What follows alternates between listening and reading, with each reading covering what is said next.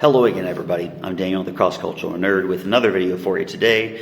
This is something that is far, far more recent than stuff I've covered before, but this deserves mention.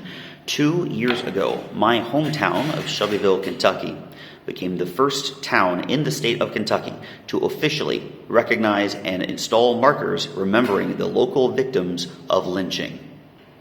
Now, for any non-native English speakers who may not know the word, lynching is the act of a group killing someone with no legal authorization. It's been used to punish somebody who did something bad. It's been used to punish someone that people merely thought did something bad and people didn't care what the authorities had to say. Or it's also been used to intimidate people. The origin of this word was most likely a man who worked during the American Revolution by the name of Charles Lynch. Charles Lynch was known for imprisoning people loyal to the British without a trial, and then he would get his friends in the legislature to pass a law waiving him of all wrongdoing. In the years after the Civil War, though, lynching came to take on the modern meaning, often involving hanging the victim or taking them somewhere to be shot. Sometimes the body would even be burned afterwards. The use of the word has often implied the killing of a black person. While lynchings have been perpetrated against many races in the United States, they were overwhelmingly inflicted on black people compared to other races. The very first lynching recorded was in 1835 against a black man in St. Louis who killed a sheriff while being taken to prison. He was caught by the mob and taken downtown and burned alive in front of over 1,000 people. From 1883 to 1941, there were 4,467 recorded lynching victims, and over 75% of these were African Americans. Remember that the U.S. is majority white. It was because lynching was so disproportionately directed at one particular minority group that in March 2022, President Joe Biden signed a law declaring lynching a federal hate crime. The victims of this sort of killing are what these new markers in Shelbyville, Kentucky aim to memorialize. Between the years 1878 and 1911, 6 black men that we know of were lynched in Shelbyville. Over a century later, enter the Shelbyville Community Remembrance Project Coalition. Founded at the start of 2019, the SCRPC is a coalition of several groups and organizations: the Shelby County Historical Society, the Shelby County NAACP, Shelbyville Presbyterian Church, the Minstrel Alliance, and First Christian Church, dedicated to remembering the victims of lynching in Shelby County, Kentucky. In 2021, in cooperation with the Equal Justice Initiative from Montgomery, Alabama, they worked to erect 3 separate markers by the old jail building on the corner of 5th Street and Washington Street, memorializing the 6 Shelbyville lynching victims that we currently know of. These markers give insight on lynching in America and on the racial and political climate during and after Reconstruction, and more importantly, details on the lynchings of these black men. I'll put up pictures of the markers on the screen. While I won't read every single word aloud, I will give a summary, and I'll put links in the description below. You can click on them and see the info yourself and more. The victims are as follows. Reuben Dennis was shot to death by at least 3 white men on February 15, 1878. He had been convicted on charges of striking a white man despite having most likely acted in self-defense. But instead of imprisonment, he was fined and released. A mob raided his home and terrorized his family.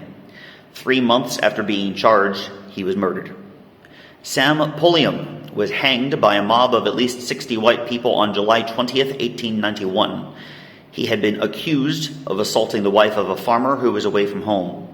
The Shelbyville chief of police kept him from escaping, but the mob stole him from police custody and hanged him from a tree. The local press firmly took the side of the mob. On October 2nd, 1901, Clarence Garnett, age 19, and Jimbo Fields, age 15, were hanged from the Chesapeake and Ohio Railroad Bridge over Clear Creek by a mob of white men. A drunk white man tried to enter Jimbo's home, and the teens had been accused of murdering him and were taken into police custody.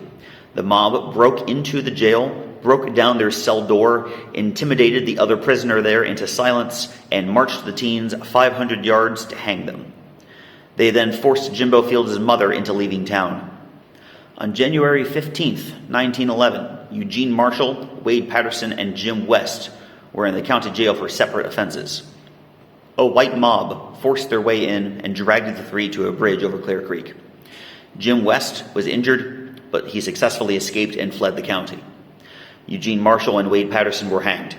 Marshall died by the hanging, but Patterson's rope broke, and the mob responded by beating him severely before finally shooting him to death, and they threw his body in the creek.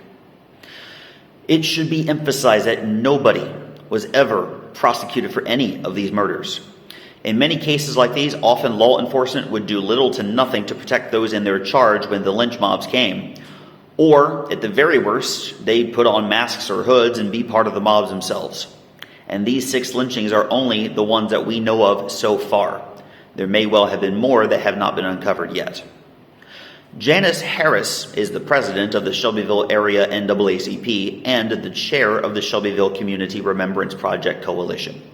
In an interview with WHAS 11 reporter Dennis Ting in July 2019, when they were still getting the project off the ground, she said that, quote, "We just want to memorialize those 6 lives, let them know that they meant something in this community. It shouldn't be something that we hide. We need to talk about it as a community." End quote. In another WHAS interview in 2021, after they successfully got the markers up, Harris also said, quote, "We want to heal. You can't heal if you don't talk about what's bothering you. And these are things that are bothering our community." End quote. I, and most people who come from Shelbyville, Kentucky, dearly love our hometown. It's got many, many good aspects. But these lynchings were evil moments in our local history. For my part, I'm very happy that my community is confronting these and encouraging people to learn from and not repeat these grievous mistakes of the past. Many thanks to Janice Harris and the Shelbyville Community Remembrance Project Coalition for spearheading this. Keep doing what you're doing, and if you're watching and you're not a member of the coalition, I encourage you, please give them your support. Reuben Dennis, Sam Pulliam, Clarence Garnett, Jimbo Fields, Wade Patterson, Eugene Marshall. Remember these victims. If you enjoyed this video, please like and subscribe. If you have any questions or comments, please put them in the comment section below and I'll get back to you. Don't forget, check my link tree in the description and follow me on Facebook, Twitter, Mastodon, Instagram, co-host, and Hive. Once again, I'm Daniel, the Cross Cultural Nerd. Happy Black History Month, and I'll see you again next time. Bye-bye.